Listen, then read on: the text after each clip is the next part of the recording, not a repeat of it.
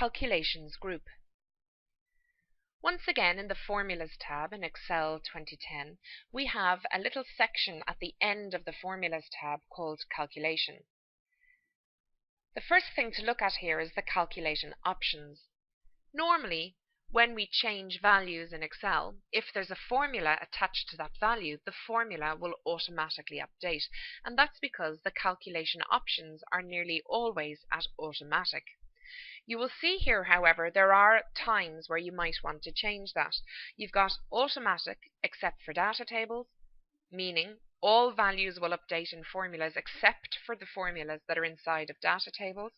Or we have this option here called manual. Let me just turn on the manual and show you what this does. If I go to the January sheet, we can see here we've a total for the month.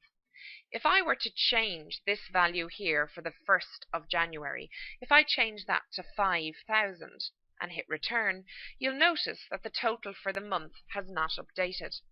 And that's because it's waiting for me because I've put that calculation option to manual.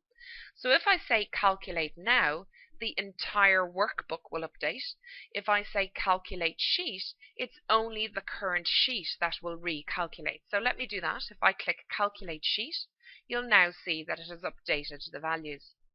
It's not very often that you'll come across this, but it's well worth noting in case you find yourself on a sheet that doesn't automatically update. You might need to understand the difference between calculate now and calculate sheet, or you might decide to go in and change the calculations to automatic.